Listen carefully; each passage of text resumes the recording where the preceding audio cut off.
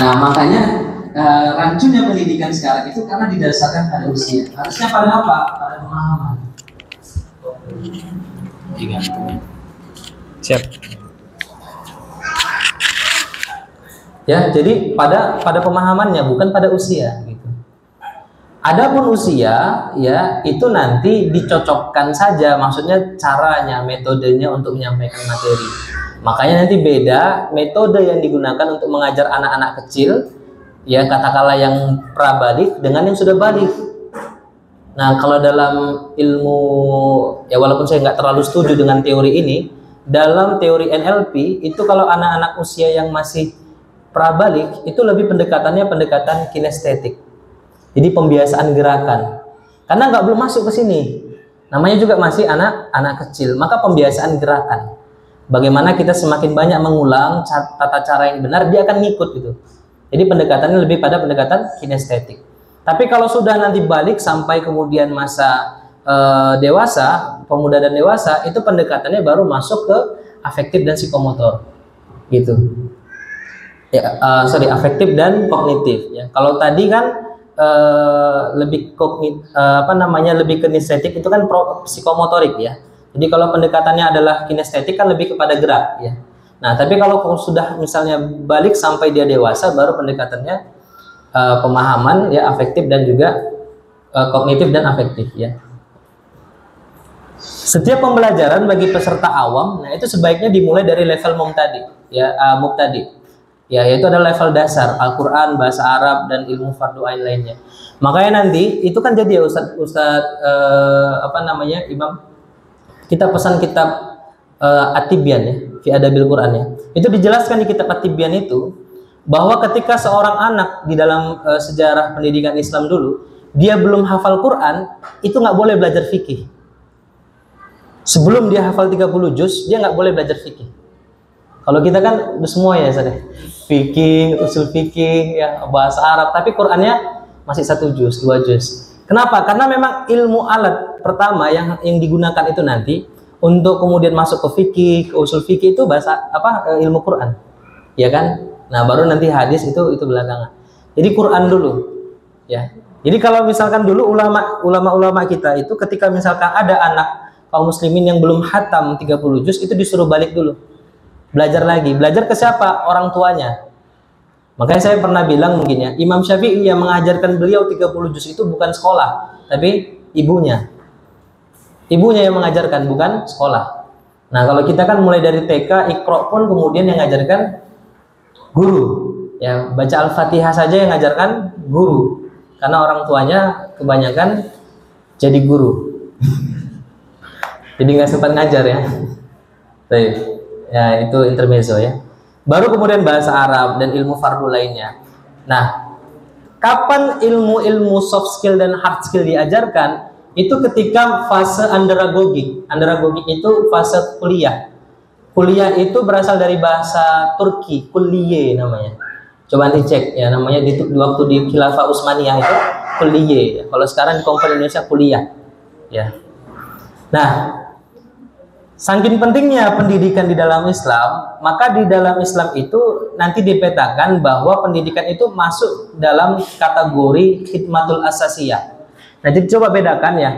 Dalam Islam itu ada dua ketika berbicara kebutuhan, ada namanya hajatul asasiyah, kebutuhan pokok, sandang, pangan, papan.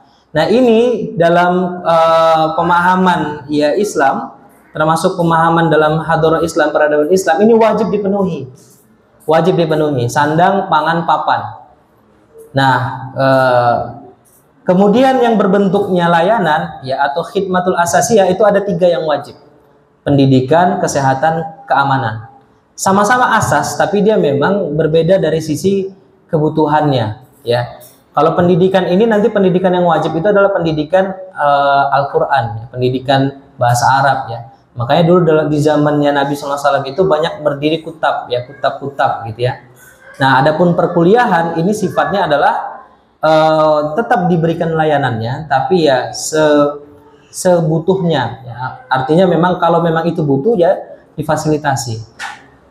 Nah, ini harus kita pahami bedanya dengan konsep sekarang. Kalau konsep sekarang pendidikan gimana? sekularisasi. Makanya ada UKT. Nggak bisa bayar UKT, boleh pinjol gitu. Ya itu faktanya itu. Kenapa? Itu dari pemahaman bahwa memang pendidikan itu bukan khidmatul asasiyah, bukan layanan pokok yang wajib diberikan.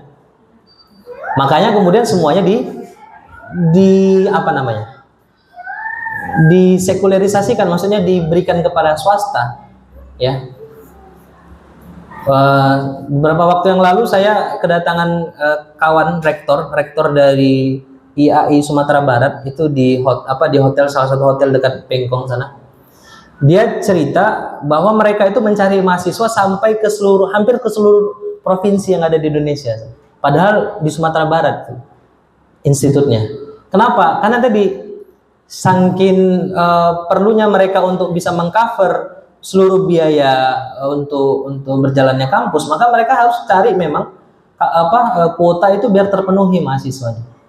Kalau dulu kan masih ada subsidi ya dari pemerintah. Kalau sekarang udah katanya sudah dicabut. Jadi memang full. Makanya akhirnya ada istilahnya UKT ya. Nah, UKT itu ya apa namanya? Ya makin mahal harga uang kuliah saat ini. Dan tentu kemudian kalau nggak bisa, maka ya padahal itu riba ya, dibolehkan pinjol gitu ya. Padahal pinjol itu riba. Bayangkan tuh kualitas mahasiswa yang lulus dari pinjol. Gimana tuh kualitas mahasiswa yang lulus dari pinjol? Berbunga-bunga ya.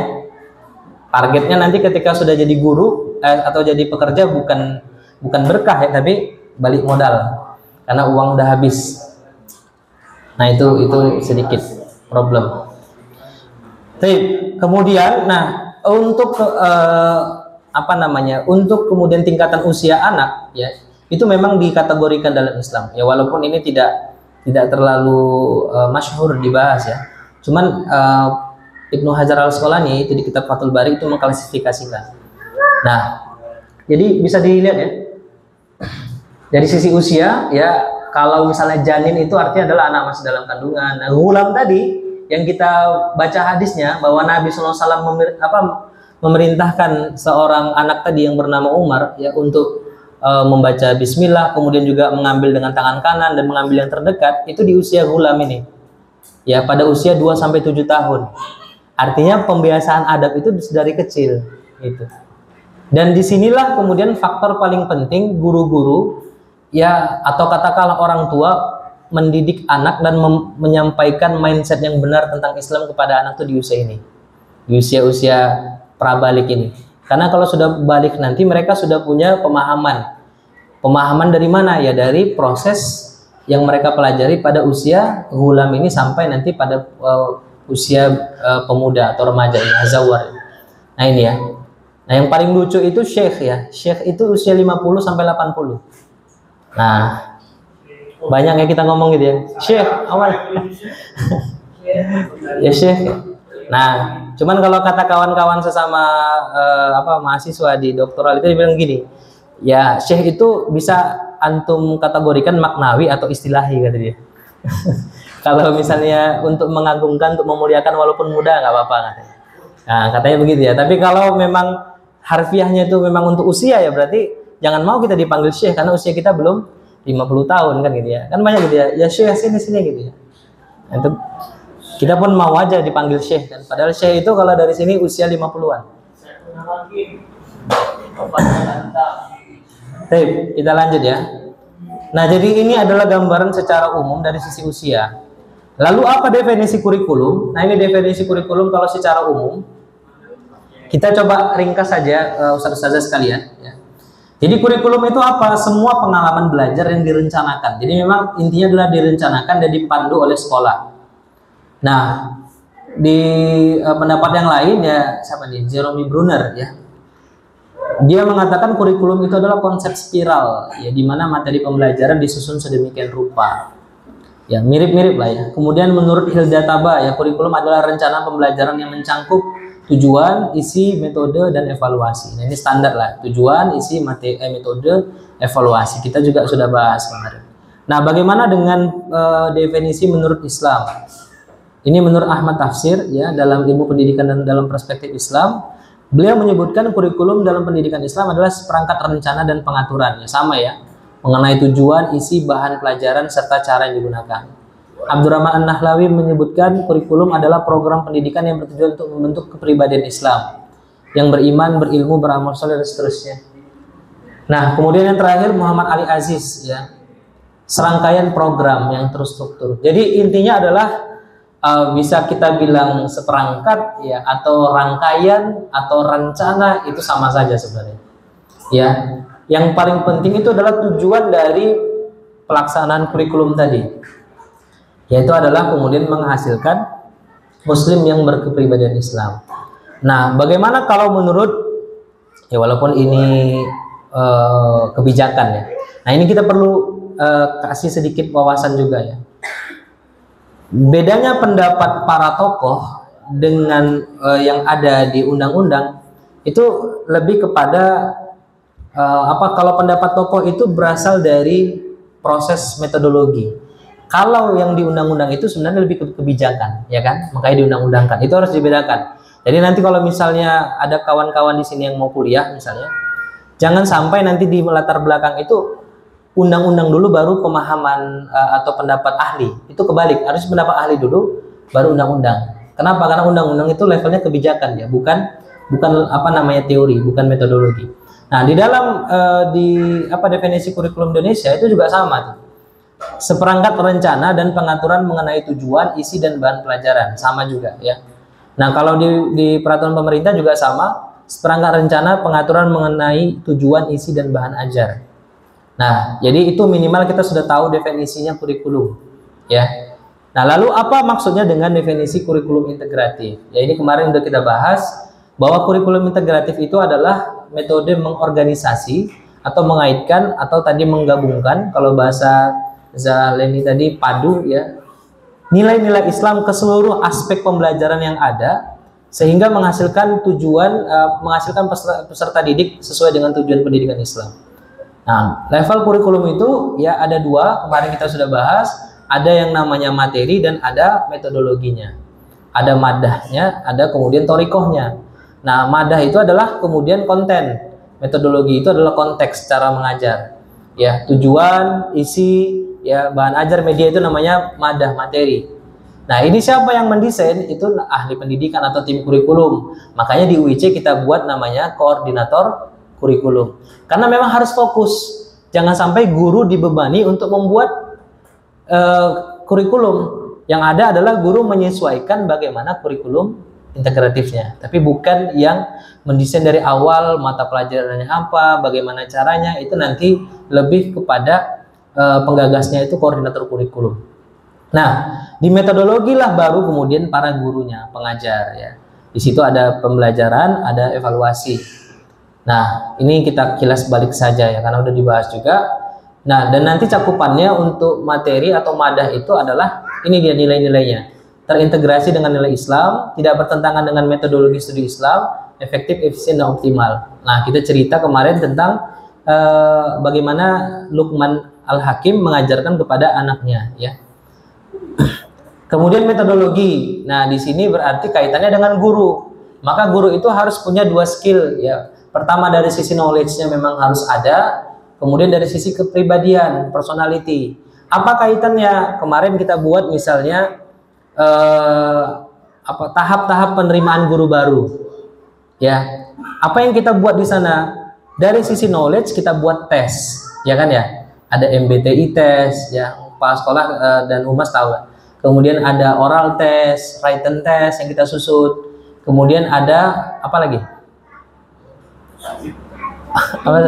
Diniyah tes ya, diniyah tes. Itu untuk mengukur knowledge.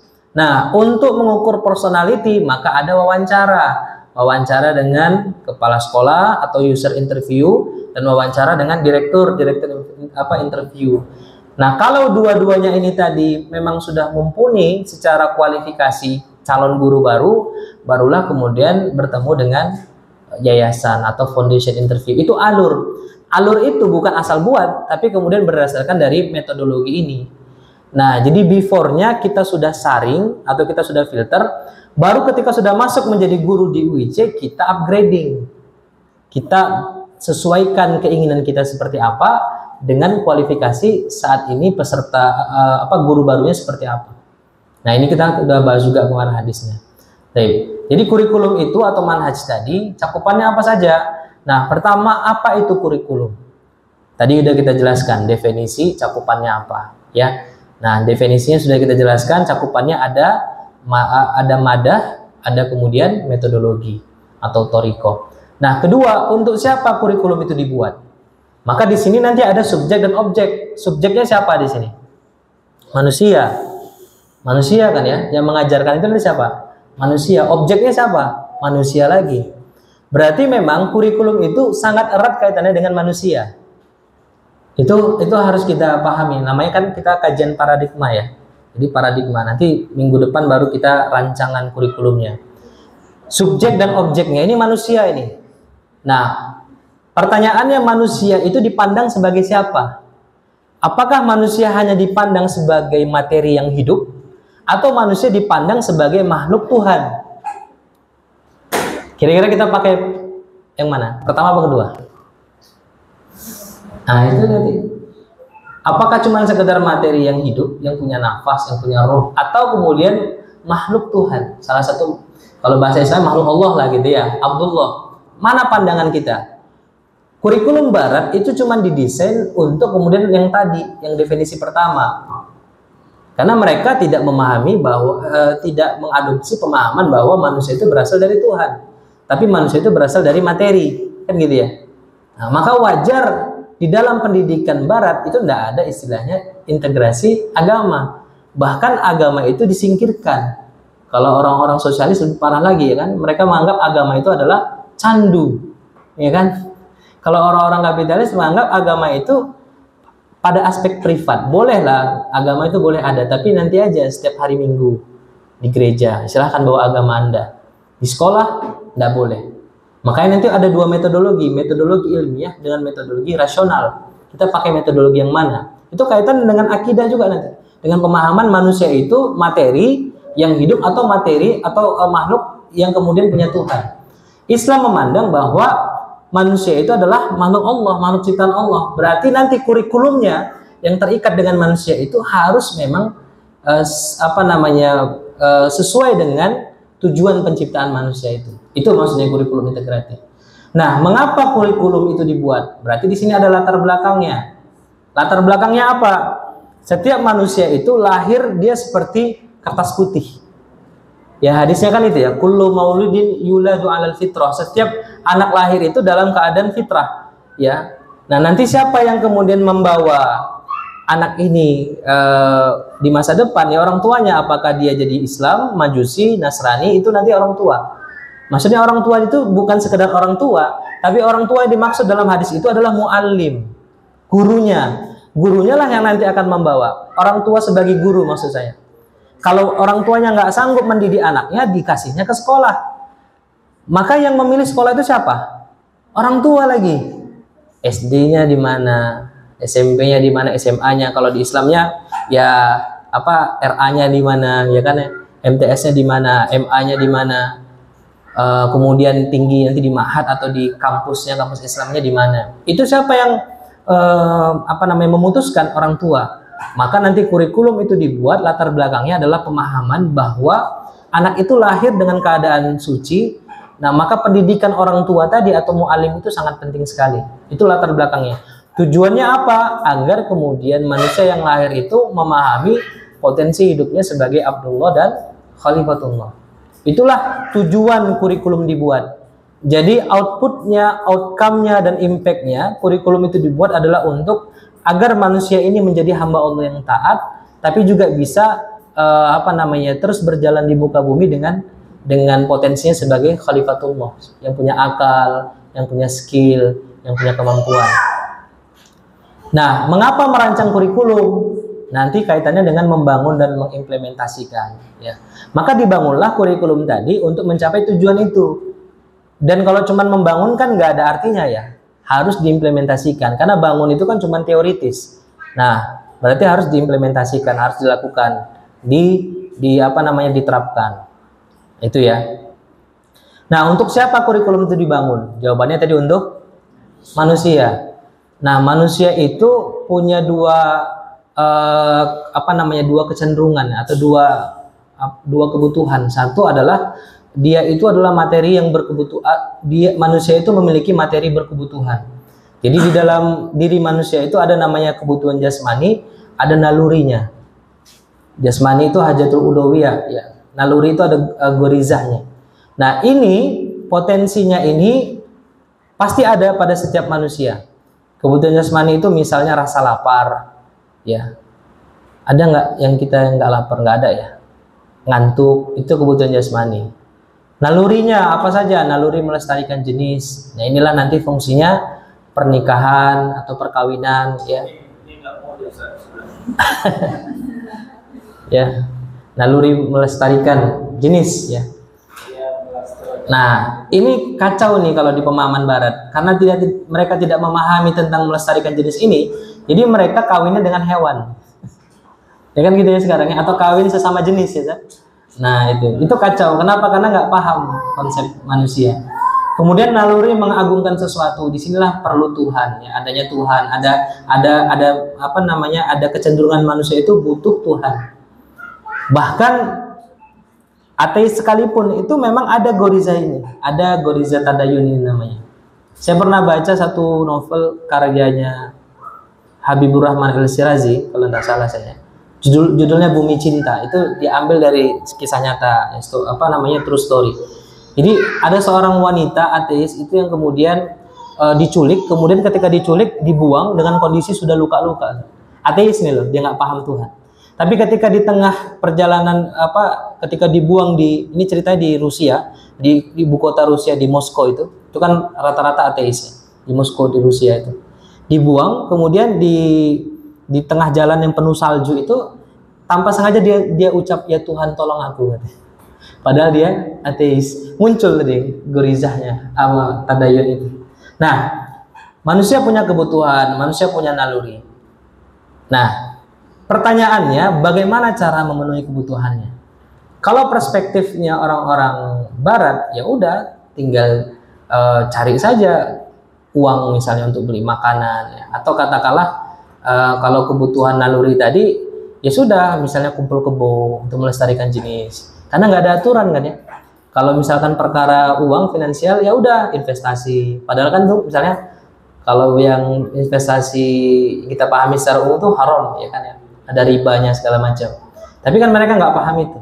Nah, kemudian naluri mengagungkan sesuatu, ya kan ada. Tapi karena mereka nggak tahu Tuhan, ya udahlah, saya mengagungkan pohon, saya mengagungkan sesuatu yang lebih besar dari dia, ya. Termasuk mengagungkan, mohon maaf misalnya antikris, gitu ya. Itu kan banyak juga yang ikut sekarang. Ya. Nah, jadi manusia itu pasti punya kebutuhan tadi. Nah, inilah yang harus kita solusikan dalam Islam. Bagaimana penyelesaiannya? Bagaimana cara Islam memenuhi kebutuhan jasmani? Rasa lapar misalnya, pemenuhannya gimana? Makan, ya kan ya saya, makan. Makanannya berarti perlu cari duit. Gimana cara mencari uangnya? Boleh nggak dengan mencuri? Curi terus dapat uang, beri makanan, boleh tak? Boleh tak? Nggak boleh ya? Oke. Nanti, tapi kita bahas konsep lain tuh ya. Darurat itu beda lagi cerita, nanti panjang lagi. Karena darurat itu nanti ceritanya perbedaan grafiah insyaallah ya. Nah, oke, kita balik ke awal ya. Islam kan nggak boleh melarang kita untuk mencuri. Maka untuk menghasilkan kemudian uang atau materi untuk mencari untuk membeli makanan, maka kemudian kita harus mencari cara-cara yang halal terikat dengan Quran, dengan Sunnah. Itu yang diajarkan. Naluri juga sama, melestarikan jenis. Nah, apa tujuan pernikahan di dalam Islam? Tujuan pernikahan dalam Islam itu adalah untuk melestarikan jenis, untuk mengembangbiakan keturunan gitu. Nah, makanya dalam Islam itu nanti nggak boleh ada ikhtilat. Pernah dengar ya ikhtilat ya?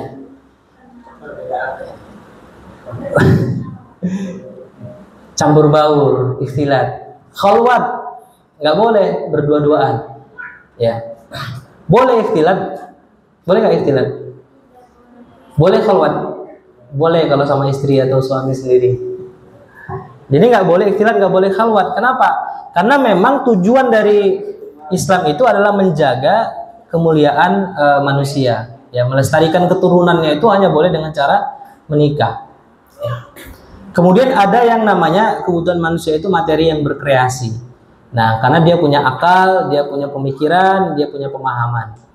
Nah, tadi kita balik ke pertanyaan pada slide berikutnya. Ketika kita berbicara pada manusia, hakikat manusia itu seperti apa? Apakah manusia itu adalah makhluk ciptaan Tuhan atau kemudian makhluk yang berasal dari materi? Kalau kemudian dalam Islam kita memahami manusia itu adalah makhluk ciptaan Allah, ciptaan Tuhan, ya kan? Makhluk ciptaan Tuhan. Ya, maka materi-materi dalam kurikulum yang kita desain nanti adalah sesuai dengan hakikat manusia sebagai makhluk ciptaan Tuhan, ciptaan Allah tadi. Nah, pertanyaan nanti 3 hal saja itu. Ya, kaitannya dengan ciptaan. Siapa yang menciptakan manusia? Kalau dalam konsep baratnya siapa yang menciptakan manusia? I don't know. Yang menciptakan manusia adalah dari monyet. Dari monyet ya. Teori Darwin. Ya kan? Manusia dari monyet. Betul nggak itu? Siapa yang setuju manusia berasal dari monyet? Dulu sempat nggak belajar itu? Siapa yang sempat belajar? Saya sempat tuh belajar dulu teori Darwin itu. Belajar? Ya, belajar SMP biologi ya. Ya, sejarah ya. Kok sejarah? Sejarah ya. Kami biologi dulu tuh. Kalau sejarah lebih ke apa tuh? Javanicus apa yang istilah-istilahnya itu ya? Ada ya. Ah, ini guru fisika lebih tahu lah ya. Oke, saya. Nah, dalam Islam siapa yang menciptakan? Jawabannya adalah Allah Subhanahu wa taala. Untuk apa diciptakan? Kita udah bahas kemarin. Sebagai Khalifatullah dan Abdullah hamba Allah. Berarti kita harus terikat dengan seluruh aturan Allah. Nah, apa konsekuensi penciptaannya? Apa konsekuensi penciptaan itu? Ada hisab.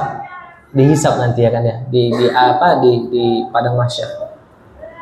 Saya kemarin baru baca buku judulnya 1001 Wajah Manusia di Padang Mahsyar. Itu ditulis oleh tim telaah kitab Ar-Risalah. Jadi ini ya biar kita sama-sama inilah ya, jadi semacam pengingatnya. Jadi di Padang Mahsyar itu nanti kita kan dikumpulkan semua itu dalam keadaan tanpa pakaian, tanpa alas kaki juga. Dan tidak ada satupun yang memandang aurat satu sama lain karena betapa besarnya pertanggungjawaban di hari itu. Nah, matahari itu jaraknya 1 mil kan dari satu mil, 1 jengkal ya bahasanya. Kalau di hadis itu satu mil katanya. Itu jengkal 1 mil mungkin ya, mungkin ada hadis yang beda. Itu kalau di convert ke ke sentimeter atau katakanlah ke meter, itu cuma 1,5 meter. Kalau memang 1 mil dan 1,5 meter itu, bayangkanlah matahari itu dekatnya begitu luar biasa ke kita. Dan di padang mahsyar nanti itu semua tanahnya putih, nggak ada yang kayak sekarang ada tanah merah, ada kuning, itu semua putih. Nah, dan itu kan pasti panas ya, berkeringatnya luar biasa ya. Dan ternyata lucunya ada yang keringatnya sedikit, ada yang keringatnya banyaknya luar biasa.